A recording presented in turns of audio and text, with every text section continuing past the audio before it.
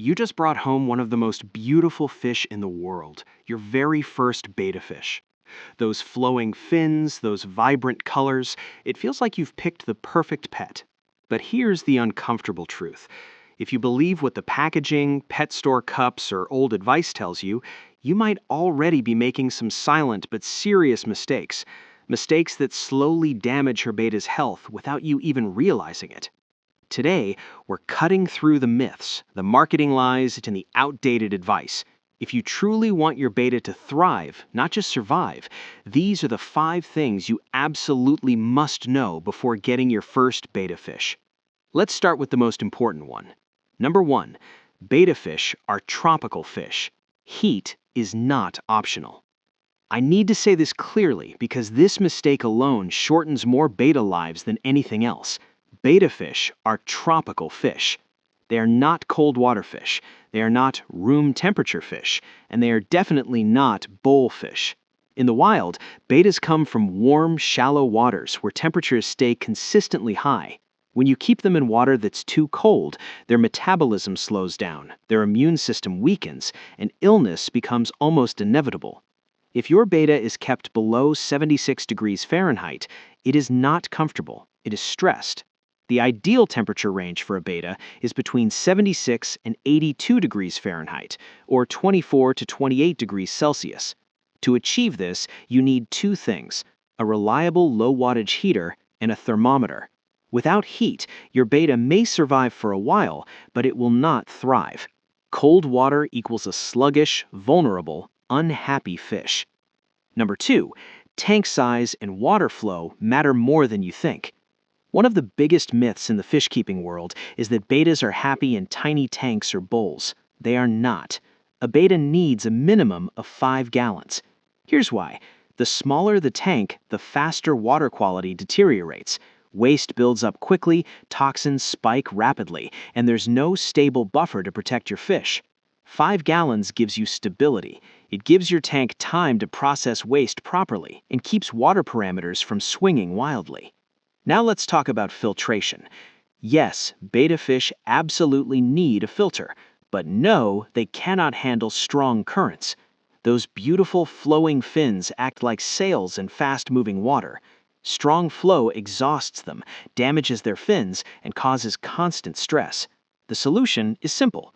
Use a gentle filter.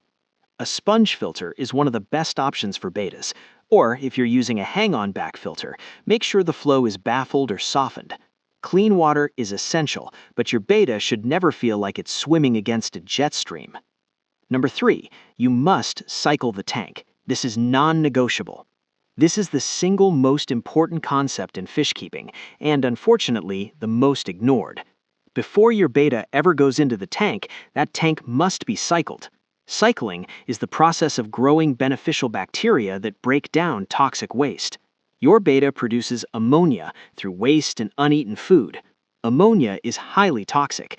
Even small amounts burn gills and damage organs. In a cycled tank, beneficial bacteria convert ammonia into nitrite and then into nitrate, which is far less harmful and can be controlled with water changes. Without this bacterial colony, your betta is essentially swimming in invisible poison.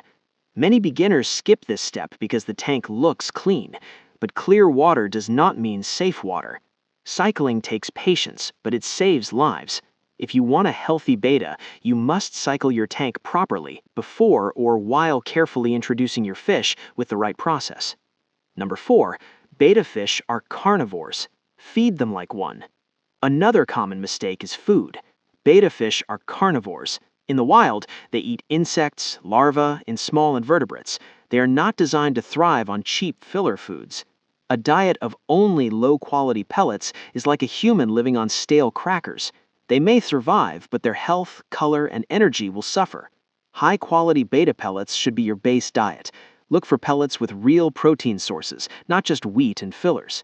But variety is just as important. Supplement their diet with frozen or live foods like bloodworms, brine shrimp, and daphnia. This improves digestion, boosts immunity, and keeps colors vibrant. Feed small portions, once or twice a day.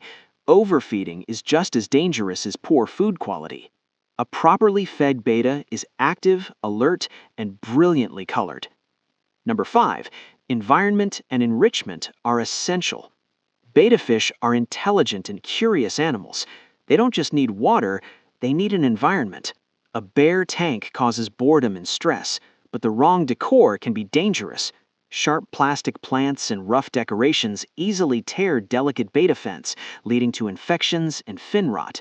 Instead, choose soft silk plants, or even better, live plants. Plants like Anubias and Java fern are perfect for betta tanks. They're gentle, hardy, and provide natural resting places. And one more thing many people forget: bettas breathe air from the surface. Because of their heavy fins, swimming up constantly can be tiring.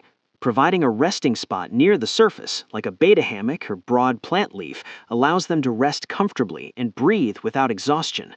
A well-decorated tank isn't just pretty, it directly improves your betta's quality of life.